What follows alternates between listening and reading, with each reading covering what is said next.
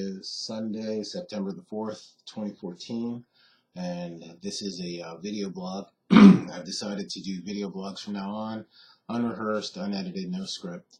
I used to run a blog that I did a lot. I just don't really have the time these days to type it all out with work, family, and everything else that's going on. So whenever I have tidbits that I think will help people, I decided to video it just when I had time.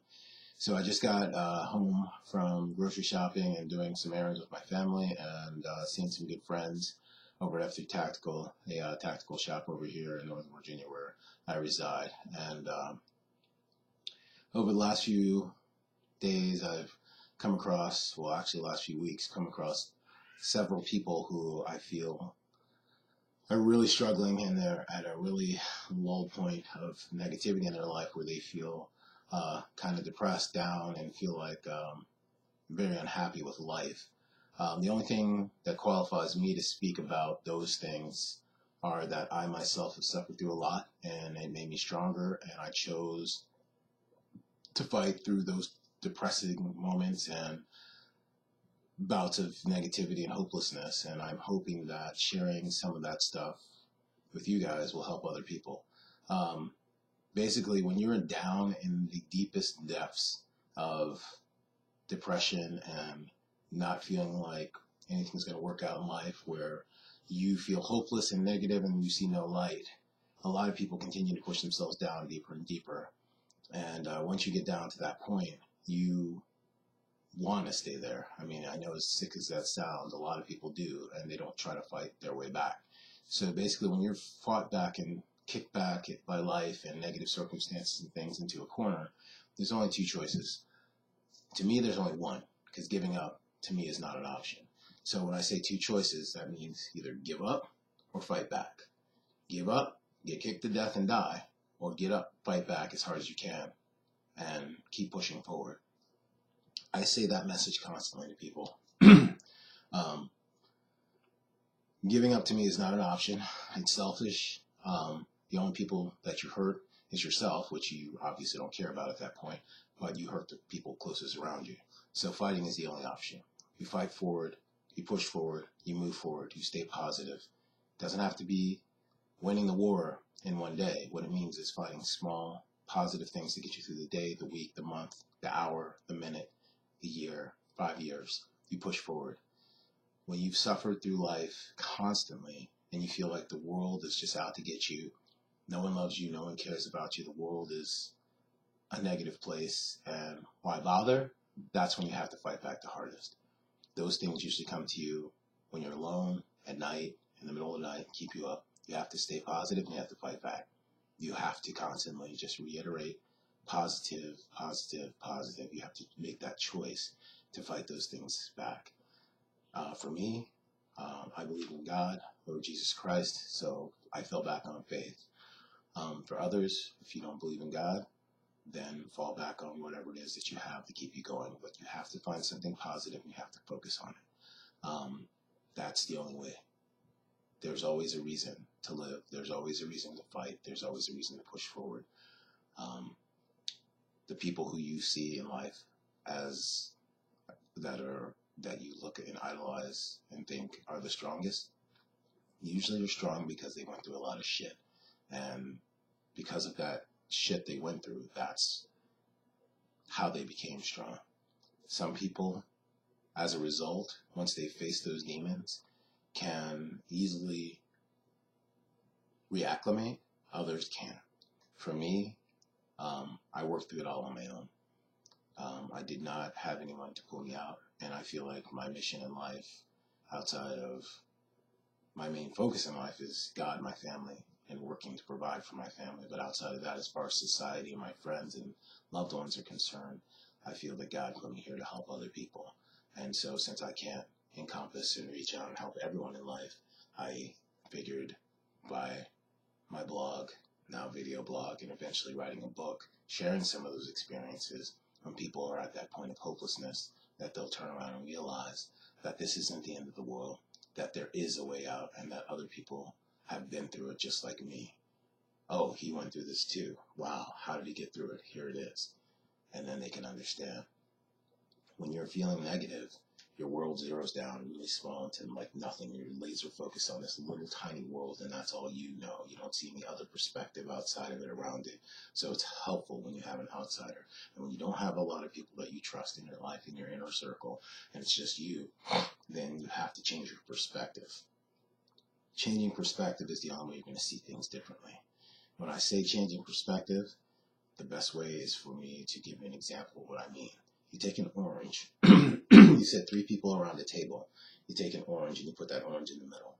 One guy, his thoughts might be, wow, look at that. It's really, really orange. I wonder how many pesticides they used on that thing. It's not organic. It's probably disgusting, and it's really nasty.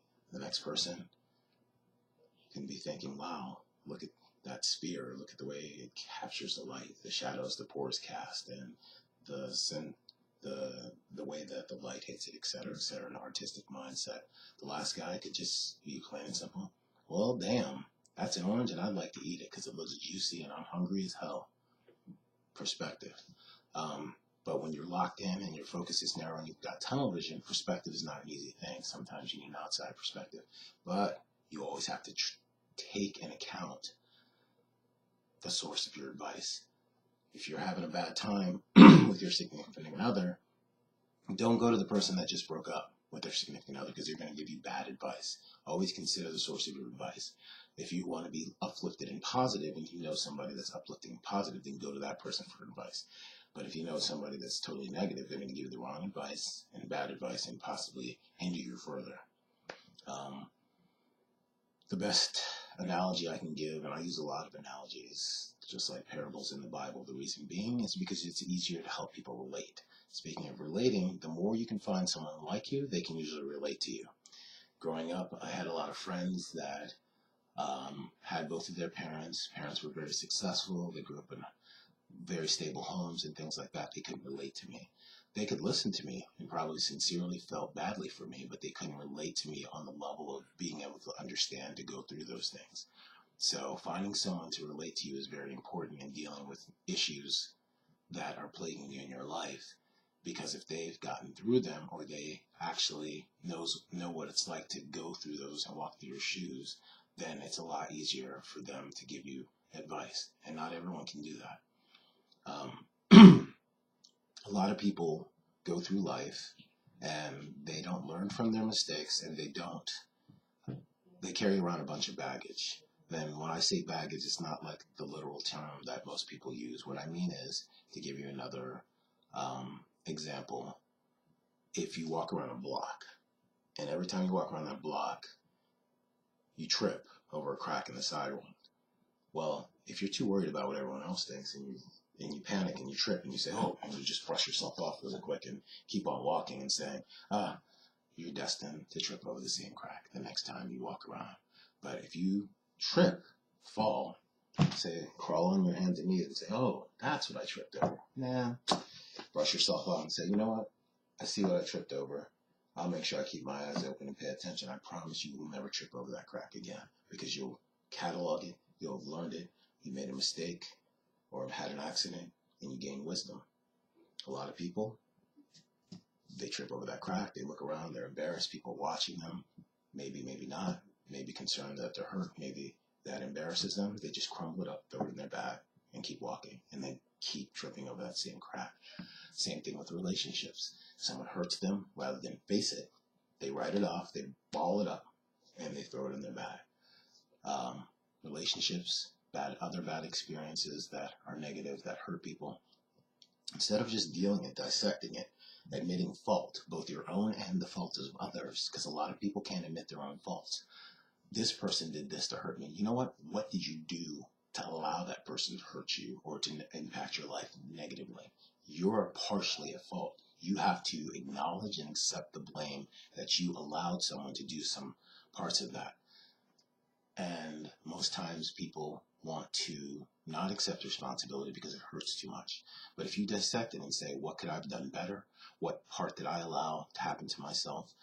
What was my part in it? And then acknowledging the other person's part, then possibly you can forgive them and forgive yourself, and therefore it's dissipated.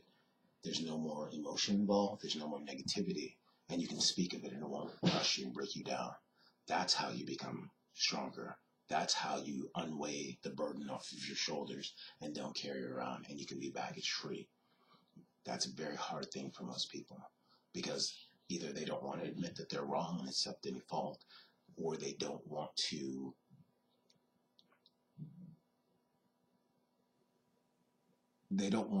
face the pain.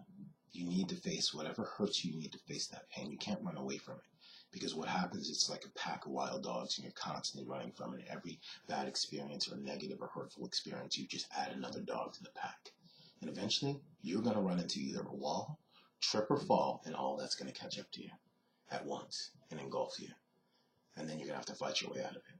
So the best way is to fight them one at a time as they come through, and do and own up to your fault, your blame, assess, and face the pain head on. Whether it's a relationship, a bad decision, whatever. That's what life is about. Life truly is 90% of how you receive the 10% of what happens to you. So 10% of what happens to you, 90% how you take it. There's so many different ways to take things, but it all depends on you and how you take it. So many people want to blame someone else and don't ever say, what part did I have in it? I know I'm going back in circles, but I'm trying to use the same words in different avenues so people will understand that it's two halves of a whole. It's your fault and their fault, whatever it may be. Sometimes the circumstances are just accidental. Face it. Because every time you don't face something, you anchor yourself to the past, and you can't move forward. You can't make progress. So for you to fight forward and keep moving forward and progress in life, you can't anchor yourself to the past, because it's like taking a giant iron spike and having a length of chain attached to your leg, and you're only going to go so far until that stops you from progressing forward. So, to all those people out there suffering from whatever it may be, the first thing I say is don't be selfish and never give up by taking your own life or doing anything by throwing yourself away. You don't have to physically kill yourself to mentally and spiritually kill yourself. Or drink away your problems in a bottle, or take drugs, or go off and do reckless things that destroy you in every way, spiritually, mentally, and physically. And then, of course, taking your life, which is always the worst possible avenue, a permanent solution to a temporary problem. Everything can be worked out. Sometimes you're your own worst enemy, and it's about how much you'll sacrifice for success, how hard you're willing to work.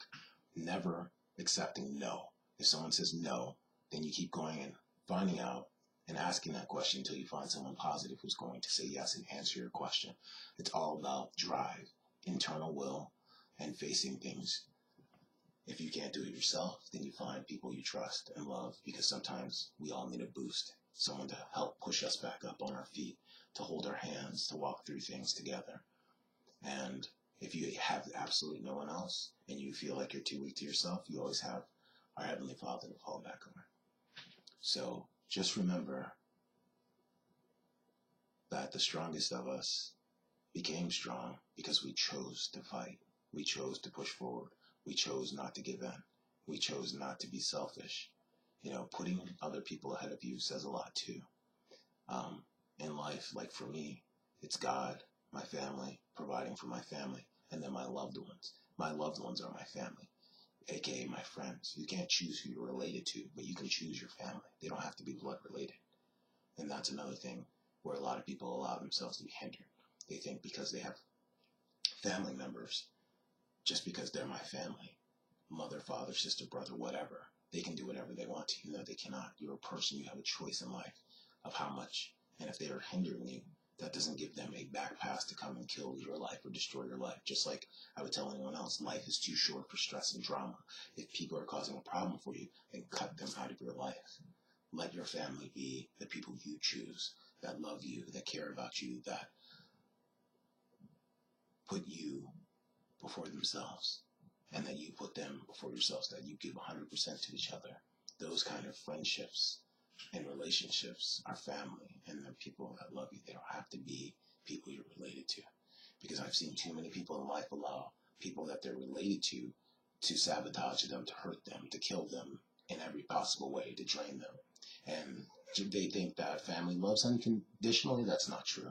Family doesn't love you unconditionally. Like I said, you're related to them. That doesn't mean that they're obligated somehow to love you no matter what, because that's not the case. And therefore, if you think that, oh, they're doing this because they love you, no, maybe they're doing it because they're an asshole and they're a negative person and they just want to use you, hurt you, abuse you. Don't allow it. There are people who do have a fantastic family that love you unconditionally, and my hat's off to them, kudos. But I've seen too much of the other, where people allow it because they're like, well, it's my family. Life is too short. Tomorrow's promised to no one. No need for stress and drama. No need to allow people to do negative things to you. If you don't like what you're living and the way you're living, then change the circumstance. No one's going to come down from earth and from out of the sky and say, hey, your life sucks. You know what? I'm going to give you a new job, new car, new house, new friends, new family, and I'm going to change it for you. The only one who's going to do that for you is you. No one else. No one's going to do that. So if you're waiting around, you're going to wait around forever, and you're going to waste away your life, because all you're doing is existing and not living. You have to live your life. And you have to go out and you have to fight for what you want. You have to work hard for what you want. You have to treat the people well. Take care of the people that take care of you. Be loyal to your friends, your family, your loved ones, and the people around you, and make a difference. Don't be selfish. Life is not just about you and your little silo. Go out and help other people in your community, like-minded people, good people, whoever. Charity is important too. I know I'm rambling, but like I said, this wouldn't be scripted. It's just my personal video log. So if you think it helps, cool. And if you don't, then I apologize for wasting your time. But I hope that my words get through to people and will help other people. And maybe I'll have a little more structure next time. But for now, God bless you all. Please stay positive and just remember, never give up, never lose hope. Keep pushing and fighting forward. Thank you.